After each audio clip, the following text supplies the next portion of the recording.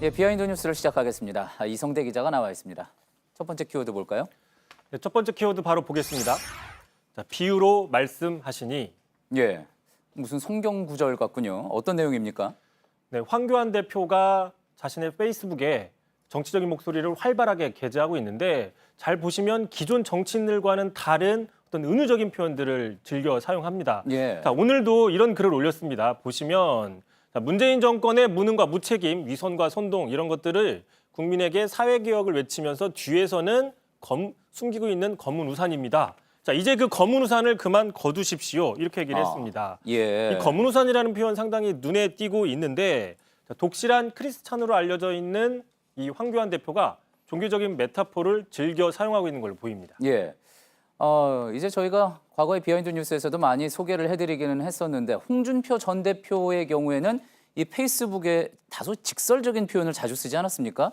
그거에 비하면 분명히 황 대표는 좀 유독 은유적인 표현, 이성대 기자 이야기대로 은유적인 표현이 좀 많이 등장하는 것 같긴 합니다.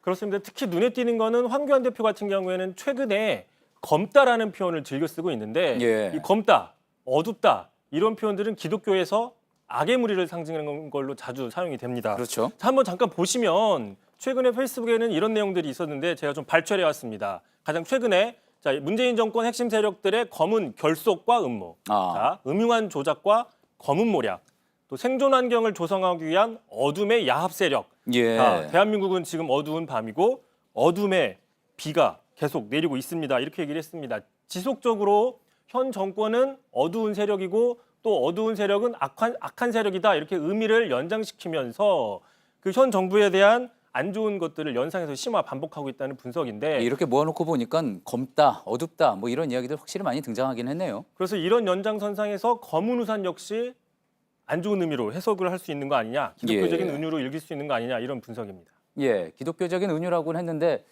사실 근데 저도 성경을 좀 읽어봤지만 검은 우산이라는 단어 뭐 이런 구절이 똑부러지게 나온 적은 없었던 것 같습니다. 말씀하신 것처럼 검은 우산이라는 표현이 안 나왔을 수도 있는데 자, 그 전에 일단 제가 영화 포스터 하나 가져왔습니다. 자, 이게 이창동 감독의 밀양이라는 영화인데 예. 자, 기독교적인 용서와 구원에 대한 근본적인 물음을 던진 영화. 자, 전도연 깐영화제에서 여우주연상 받았던 영화입니다. 예, 교회가 배경이 되기도 했었죠. 그렇습니다. 기독교적인 이야기를 했는데 이 밀양의 햇빛은 하나님의 어떤 사랑이나 용서에 대한 은유로 해석이 됐습니다.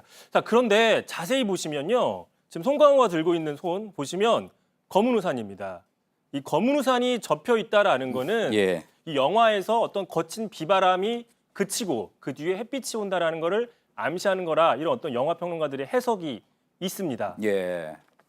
이성재 기자가 문화부 영화 담당 기자 출신이라 또 여러 가지 해석을 또 해봤습니다. 자, 뭐 이 부분 역시 이제 황 대표가 그동안 이 개신교 신자라는 점을 많이 강조를 해왔기 때문에 이런 이야기가 또 해석이 나올 수도 있는 것 같은데 그러다 보니까 너무 이 한쪽 특정 종교에 너무 의지하는 강조한 어떤 그런 행보를 보이는 게 아니냐 그런 지적도 뭐 정치권에서 나오는 것 같군요. 그렇습니다. 당장 지난주 같은 경우에 황교안 대표가 그 보수 기독교 성향이죠. 한기총을 방문했는데 자, 이런 표현을 했습니다. 이 1,000만 명의 기독교인들이 뜻을 좀 모아달라. 사실상 뭐 지지를 좀 해달라 이야기를 했었는데 자, 그러자 좀 논란이 있었는데 한 교회 목사님이 공개적으로 이렇게 자, 황교안 전도사에게 지금 공식적으로 교회 직함은 전도사라고 합니다. 예. 자, 황교안 전도사에게 드리는 공개 서한을 올렸습니다. 자, 이 내용을 좀 보시면 이런 내용이 나옵니다. 왜 한국 교회가 다 같이 황교안 전도사님을 지지해야 하는지 아무리 생각해봐도 납득이 안 됩니다. 교회는 오로지 이 땅에 참된 정의가 이루어지도록 하나님의 정의가 실현되도록 모든 정당을 감시하고 격려해야 된다. 뭐 이런 이야기를 했습니다. 참고로 민주당에서도 황교안 대표의 어떤 독실한 크리스찬의 성향에 대해서 이와 관련된 평가를 내놓은 게 있는데 직접 들어보시죠. 예. 그 김학의 전 차관이 동영상 속 인물이고 그러한 문제가 있다라는 사실을 모를 리는 없는데 예. 문제는 동영상은 안 볼 수는 있겠죠. 본인이 나는 기독교 신자이기 때문에 그런 건 안 보겠다 이럴 수는 있겠지만 그 사실 자체 모르는 것은 거의 불가능하다고 생각이 됩니다. 예. 예, 표창원 의원은 또 그렇게 해석을 한 거군요. 검은 우산이라고 했었죠. 검은 우산, 검은 결속, 검은 음모 이렇게 이야기를 했는데 앞으로도 계속 황 대표가 어떤 이런 검은 은유 계속 또 사용하게 될지 좀 지켜봐야지 될 것 같습니다. 다음 키워드 볼까요?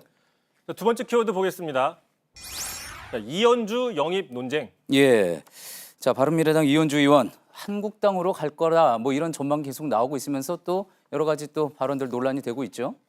그렇습니다. 일단 한국당으로 갈 수 있다는 얘기가 정치권에서 꾸준히 나오고 있는데 자, 흥미를 끄는 거는 한국당 안에서도 의견이 지금 갈리고 있다는 겁니다. 예. 자, 오늘 김세연 여의도 연구소장이 한 언론 인터뷰에서 이렇게 얘기를 했습니다.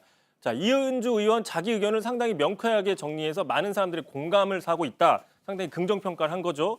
자, 하지만 어제 같은 당의 백승주 의원 같은 경우에는 비록 한국당과 비슷한 목소리를 내는 것은 맞지만 그것과 입당은 별개의 문제다. 이렇게 선을 긋기도 했습니다. 아, 그러니까 뭐 온다고 해서 다 받아주는 것은 뭐 당 차원에서 그런 것은 아니다. 뭐 이렇게 백승주 의원 또 이야기한 모양이군요.